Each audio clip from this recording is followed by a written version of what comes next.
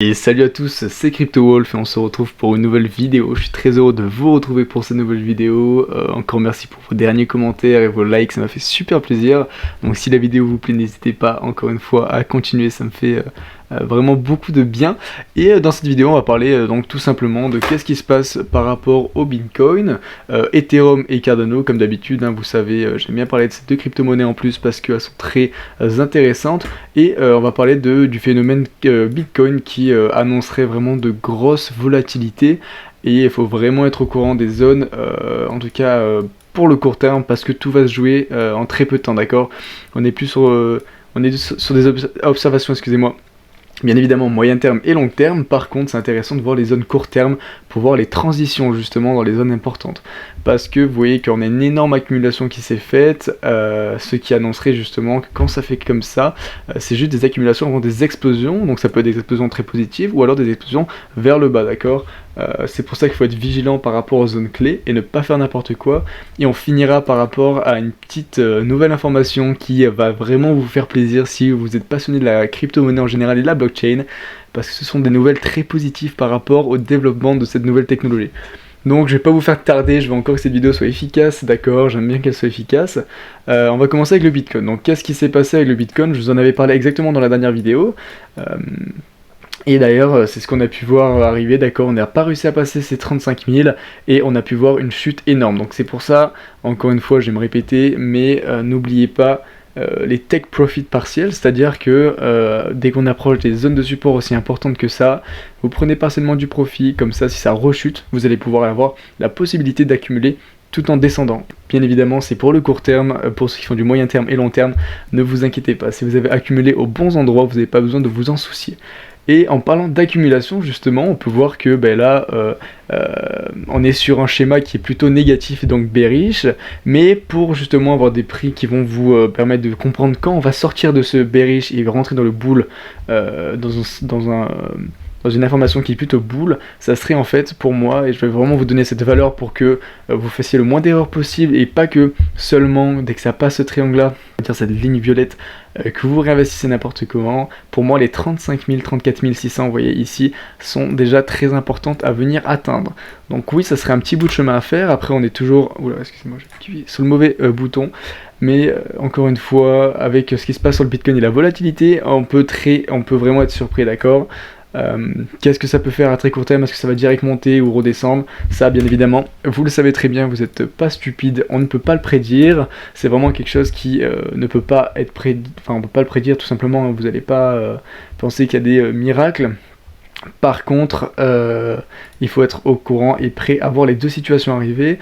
Tant qu'on arrive à respecter ces points clés, donc ici c'est les 31 000 et les 34 500, tant qu'on est là-dedans on va dire, et qu'on respecte ces deux lignes violettes pour l'instant, et qu'on continue de descendre, c'est bearish, d'accord. On va espérer justement que ces 31 000 tiennent, parce que malheureusement si on passe en dessous de ces 31 000 et qu'on n'arrive pas à garder ces 30 000 et qu'on repasse en dessous, là ça s'annoncerait très bearish, et donc on verrait des mouvements, donc une énorme volatilité malheureusement vers le bas.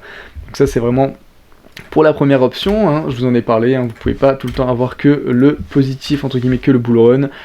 Par contre, je me répéterai jamais assez, c'est pas parce qu'on est sur un schéma bearish que c'est forcément négatif. Il faut savoir prendre en compte les opportunités qui nous sont offertes, et si on est sur justement un schéma qui est bearish, c'est juste une opportunité pour accumuler dans cette zone verte, d'accord. Et le plus vous accumulerez, le plus vous éviterez d'acheter juste tout en un achat, d'accord, en un point précis, le moins vous allez faire d'erreurs, et le plus vous allez vous permettre d'accumuler dans des bons prix, d'accord, et ne pas mal gérer vos émotions tout simplement. Donc si ça devait arriver donc dans les prochains jours, parce qu'on peut voir qu'on commence vraiment à faire une accumulation qui est de plus en plus, on va dire, serrée, et ce qui annoncerait justement une grosse volatilité, si on voit le Bitcoin justement casser vers le bas, et qu'on annoncerait du coup la fin du bull run, bien évidemment je vous ferai une vidéo, mais il ne faut pas être étonné qu'on voit une chute assez importante et très très rapide. À l'inverse, si on arrive à repasser au-dessus de ces 35 000, d'accord, et qu'on puisse accumuler, donc quand je dis 35 000, c'est pas seulement venir les toucher, d'accord, et passer au-dessus, c'est vraiment venir accumuler au-dessus, d'accord, ça veut dire retester pour montrer qu'on est bien passé au-dessus, qu'on l'a bien transpercé, pas seulement juste montrer la tête et redescendre vers le bas parce que ça serait juste précipiter et donc faire n'importe quoi. D'accord. Je me répéterai également jamais assez par rapport à ces zones qui sont les 42 000, 42 000, 40 000, 42 000 et 46 000. C'est vraiment important de les garder sous le coude parce que même si on passe les 35 000, oui c'est positif à court terme, ça veut dire qu'on a fini ce schéma qui est bearish. Par contre, dès qu'on va le casser, on n'est pas encore sorti d'affaire, d'accord. On pourrait très bien voir un prix qui fasse ça puis redescendre. Donc c'est pour ça que ça c'est la première confirmation par rapport à ce schéma là. Par contre après on va devoir attendre pour cette confirmation des 42 000 minimum, vraiment bien les passer, et les 46 000 pour vraiment la confirmation comme quoi le bull run reprend. Pour moi ça c'est quelque chose qu'il ne faut pas négliger. Oui ça fait beaucoup on va dire d'attente, il faut attendre que ça refasse un 42%, mais je vous assure que si ça arrive, vous avez été patient et vous n'avez pas fait n'importe quoi et vous avez pu accumuler aux bonnes zones d'accumulation, vous allez pouvoir justement vous faire pas mal de profits.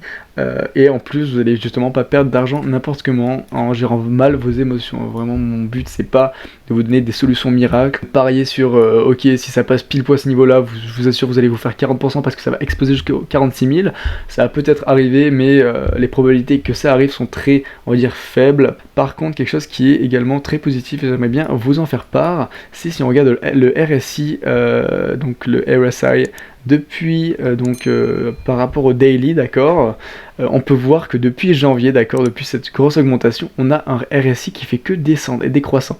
Et ça peut être très positif parce que vous voyez que même si on continue de chuter, donc on vient de toucher vers ici, ça voudrait dire qu'on serait donc on s'est redescendu vers les 30 000, d'accord, peut-être. Mais dans tous les cas, juste redescendre un petit peu et qu'on venait casser cette ligne qui est descendante, ça serait extrêmement positif et ça vraiment viendrait renforcer l'idée comme quoi un énorme bull run reste à venir et la deuxième partie qui va être très croissante et très rapide qui va sûrement arriver. Donc si ça arrive, il ne faudrait pas être étonné de voir une augmentation assez immédiate et donc une grosse volatilité vers le haut. Donc ça c'était la deuxième volatilité qui est donc pas la négative mais la positive.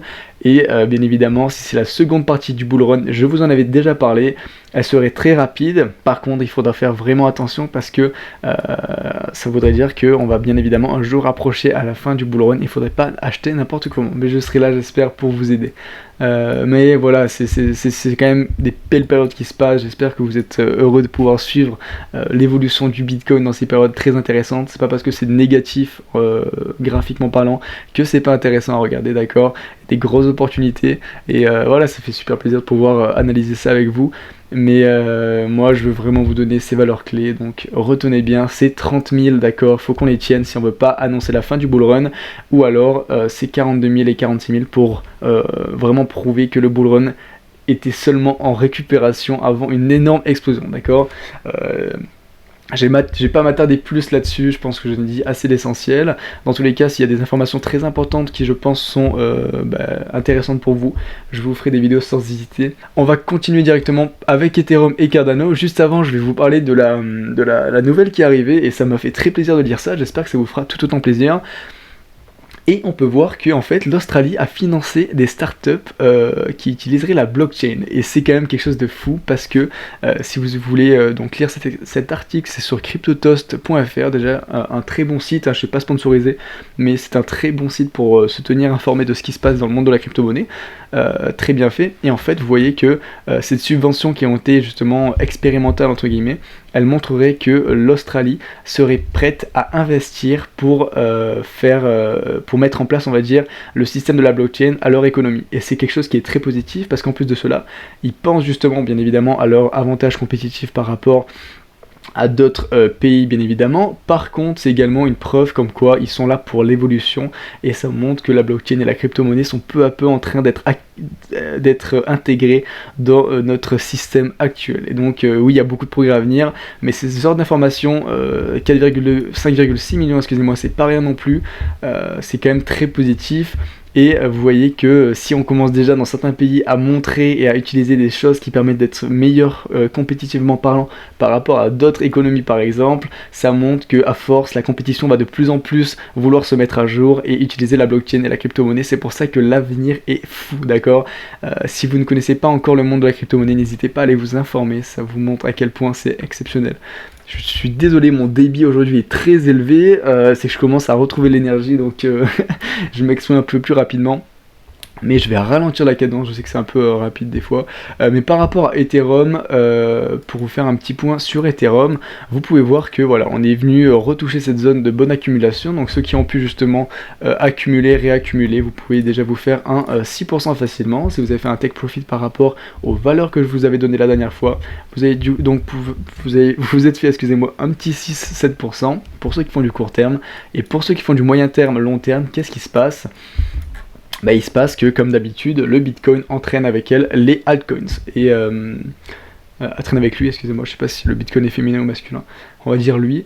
Mais on va dire que le Bitcoin a entraîné avec lui les autres altcoins, c'est pour ça qu'on a vu cette chute arriver sur Ethereum, bien évidemment sur tous les autres altcoins également. Par contre, ce qui pourrait être positif et analysé par rapport à Ethereum et Bitcoin, on va toujours y revenir, c'est tout simplement vous voyez, je vous en avais parlé, on est en train de former donc cette accumulation ici, pour pouvoir après, dès qu'on passe le triangle, faire une explosion, et ça serait vraiment quelque chose de très très important, on aurait une explosion de l'Ethereum qu'on attendait depuis plusieurs temps également. Et je vous avais dit exactement ça dans la dernière vidéo, n'investissez pas ici, surtout pas, ne faites pas n'importe quoi parce qu'on peut pas savoir ce qui va se passer. Non, c'était ici, hein, excusez-moi. Je vous avais dit ne faites pas n'importe quoi, n'investissez pas n'importe comment, parce que là on est dans des zones incertaines, excusez-moi, et on ne peut pas savoir si ça va monter ou descendre. Et vous avez vu que c'est descendu, donc j'espère que vous avez pu ne pas faire l'erreur, et je vais vous redonner le même conseil maintenant, c'est que, oui, on pourrait voir un Ethereum exploser et venir faire des gros pourcentages rapidement, mais tant qu'on n'a pas passé ce triangle, ces informations, donc repasser au-dessus de ce triangle ici violet, ou alors qu'on n'est pas venu retoucher ici, pour moi c'est pas des bonnes opportunités d'achat, et donc il ne faut pas investir n'importe comment. Après, si vous êtes des experts et vous faites de l'analyse vraiment très précise à court terme, et que vous êtes tout le temps devant le graphe, vous pouvez vous le permettre, mais pour les personnes qui sont débutantes, ou alors qui s'y connaissent pas non plus, qui n'ont pas le temps de regarder à 100% tout le temps le graphe, je vous conseille d'être patient et d'investir juste aux moments qui sont les plus, on va dire, où il y a de plus grosses probabilités de réussite. Voilà, c'est tout pour Ethereum. On est sur quelque chose qui annonce donc également du lourd.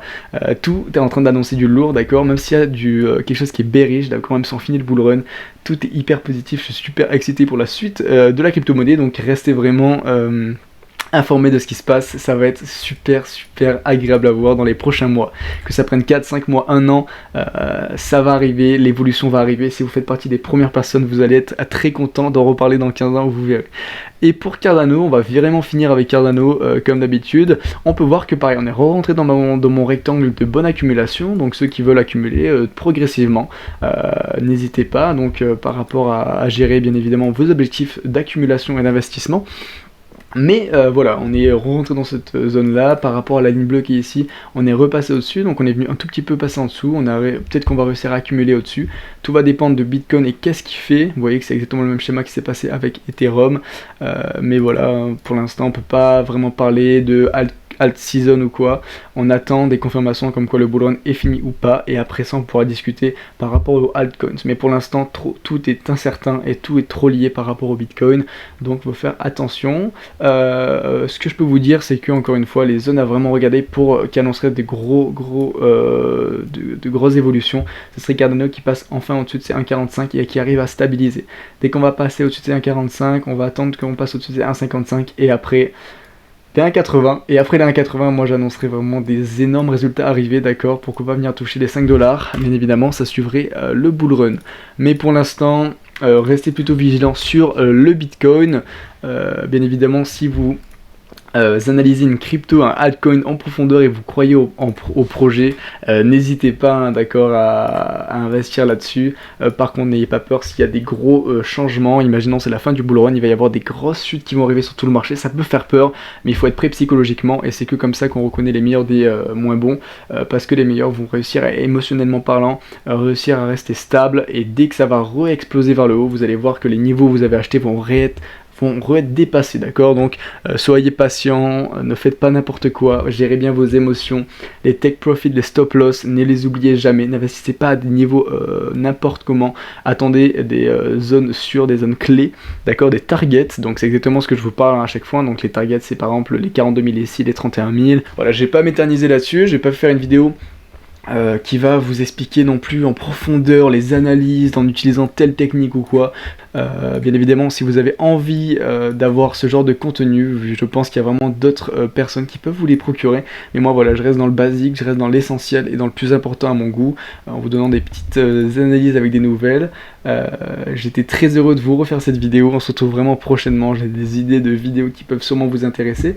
Donc même si vous avez des idées, n'hésitez pas à me le faire savoir en commentaire. On se voit très bientôt pour une prochaine vidéo et passez une très bonne soirée, très bonne journée ou très bonne matinée, ça dépend alors où vous m'avez regardé. Voilà, à très bientôt.